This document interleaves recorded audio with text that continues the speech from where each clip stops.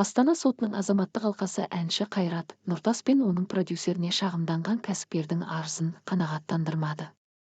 Елордалық сотта 2023 жылдың қараша айында екі тарап арасында ауызша келісім жасалғаны айтылды.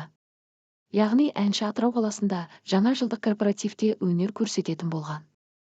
Кәсіпкер, талапкер алдын ала төлем ретінде $1000 аударған. Instagram әлеуметтік желісінде 2023 жылдың 30 қарашасында әншінің Атырауда өнер көрсеткені белгілі болды. Алайда кәсіпкер іс-шаралар арасындағы шамалы айырмашылыққа қарамастан әртістің бұл келуін маңызды санамаған. Бірінші сатыдағы сот екі арадағы шарттың болмауына байланысты талапты қанағаттандырудан бас тартты. Осылайша тараптардың құқықтары мен міндеттерін көздейтін елеулі жағдайлар анықталмаған. Бұл ретте талапкер қойылған міндетті бұзу әрекеті болмағанын жоққа шығармады делінген Астана сотының хабарламасында. Таратылған хабарламада айтылғандай, соттың бұл тұжырымдары азаматтық кодекстің 153 бабының талаптарына сәйкес келеді.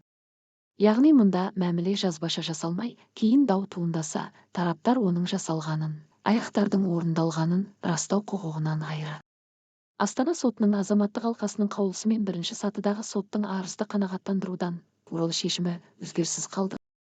Еске салсақ, атыраулық кәсіпкер әнші Қайрат Нұртасты сотқа